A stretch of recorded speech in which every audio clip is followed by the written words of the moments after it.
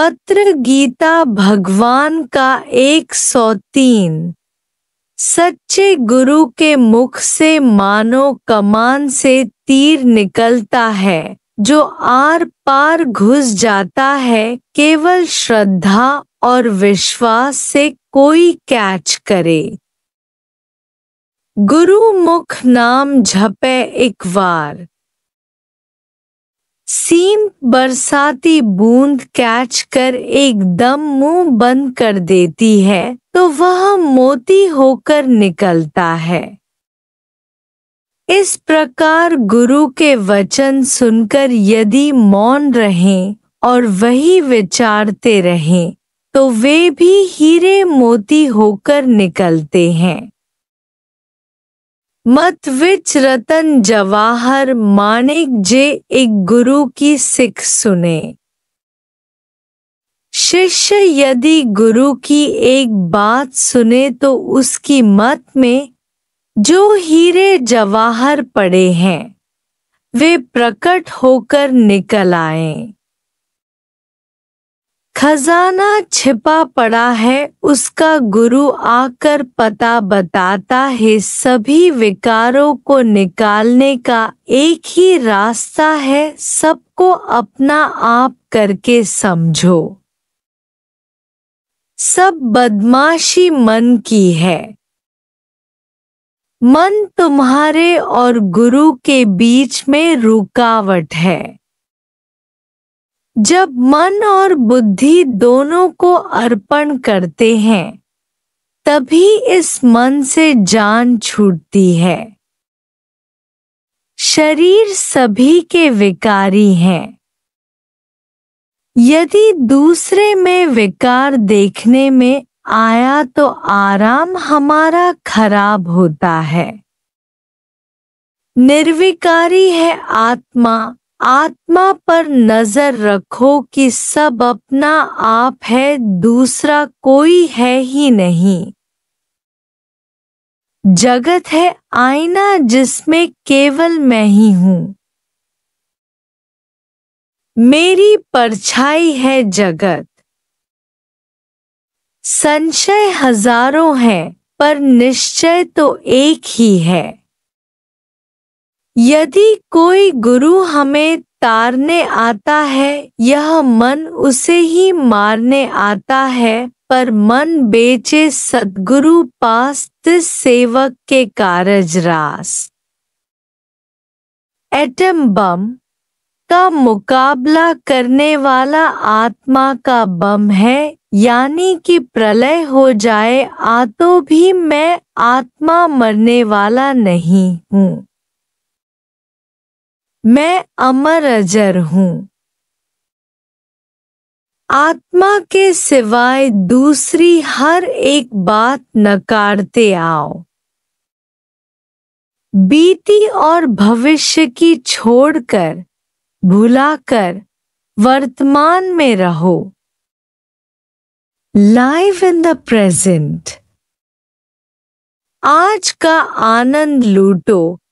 1 minute के बाद क्या होगा यह नहीं सोचो। गुरु तुम जनवरी में आना, सो तुमने काल पर जीत पाई है क्या?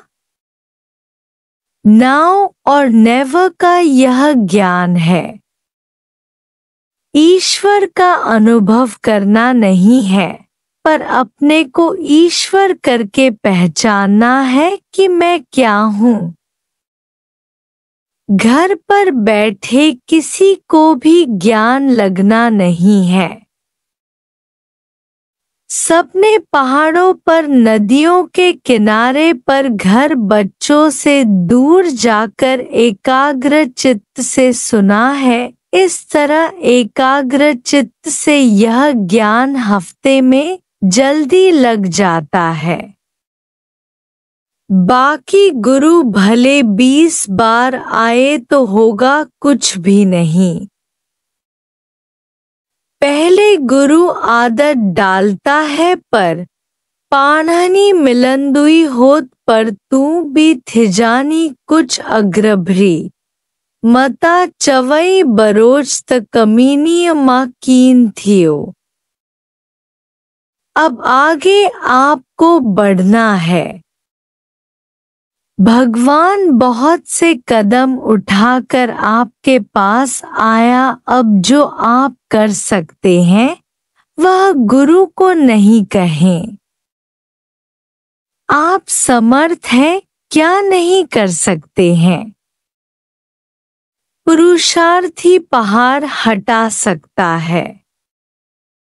आपके त्याग से आपको फायदा पड़ेगा। हमारे त्याग से हमें त्याग जी ताकत ते आहे मन जी मौजुन जो मदार। त्याग की ताकत पर मन की खुशियां आधारित है। त्याग करना है अपने अहम भाव का। सब मर्जी इच्छाएं छोड़कर एक मैं की शरण लो कि मैं क्या। इस राह पर किसी की भी मदद नहीं चाहिए एक गुरु के सिवाय। संत के पास जाइए तो आप साथ न लीजिए कोई।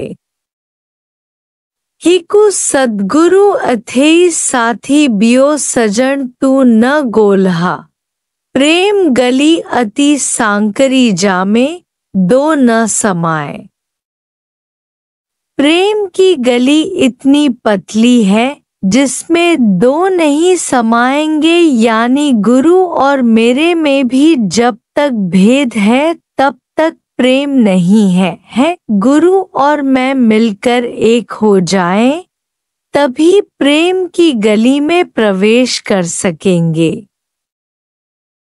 गुरु के सिवाय सारा जगत भुलाना है। मन में कुछ भी दूसरा नहीं रखना है।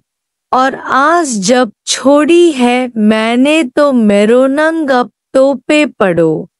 मीरा ने अपने पति को भुलाकर भी केवल कहा कि मेरे गिरधर गोपाल दूसरों न कोई।